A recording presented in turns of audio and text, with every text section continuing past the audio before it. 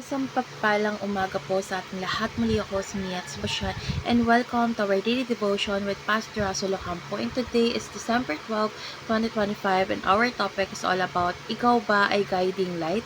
So our concept is all about Jesus, the light of the world.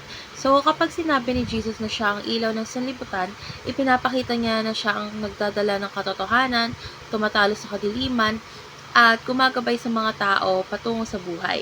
So, siya ang katuparan ng pangako ng Diyos na magdadala ng liwanag sa mundong puno ng kasalanan. So, ang liwanag ni Jesus ay hindi lang naglalantad ng kasalanan, pinabago rin niya ang puso ng sino mang lalapit sa Kanya. So, our Bible readings for today is all about John chapter 8 verse 12, ASND version. Sabi ni Jesus sa kanila, Ako ang ilaw ng sanlibutan, ang sumusunod sa akin ay magkakaroon ng ilaw sa kanyang buhay, at hindi na mamumuhay sa kadiliman. So, dadako na tayo sa ating teaching. So, yung first teaching is Jesus exposes lies of Satan. So, ipinapakita ng ilaw ni Jesus na ang mga kasinungalingang ginagamit ni Satanas para ilayo tayo sa Diyos. Kapag lumalapit tayo kay Jesus, is mas malinaw nating nakikita kung ano ang tama at mali. So, dahil sa liwanag niya, hindi tayo basta-basta nadadaya ng kaaway. Second is Jesus illumines our mind. So, si Jesus ang nagbibigay liwanag sa ating pag-iisip para mas maintindihan natin ang katotohanan ng Diyos. So, siya ang nagbibigay ng tamang direksyon kapag nalilito tayo sa buhay. So, dahil sa kanyang liwanag is nagiging malinaw ang plano ng Diyos para sa atin. And lastly is Jesus conquers darkness.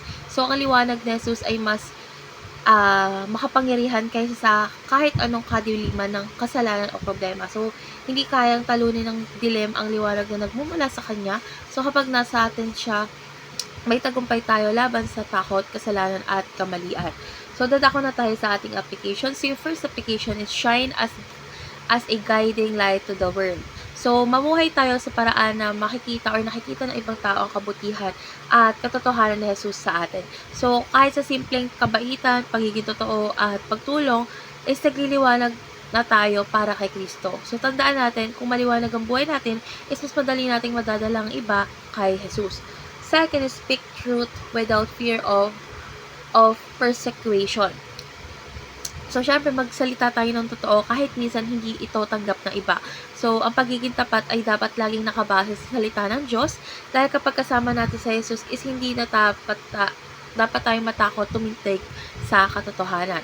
And last is stand your ground when you are right. So, wag tayong matakot na ipaglaban ang tama kahit ikaw pa or tayo pa ang nag-iisang tumatayo. So, ang ilaw kasi ni Jesus ang nagbibigay or magbibigay ng tapang para wag sumuko. So, yung pagpalig sa tama ay isa ring paraan ng paglakad sa liwanag niya. So, ngayon dadako na tayo sa ating last part, which is our discussion. And our discussion talks about how can you be a guiding light to the people around you. So, for me, nagiging guiding light tayo or ako sa mga tao na nasa paligid natin kapag nakikita nila si Jesus sa ating mga salita, kilos o desisyon natin. So, nagiging liwanag tayo kapag pinipili natin maging mabuti kahit mas madali ang gumawa ng mali. So, kapag nagsasabay tayo ng katotohanan or totoo kahit masakit at kapag tinutulungan natin ang mga nangangailangan kahit walang kapalit.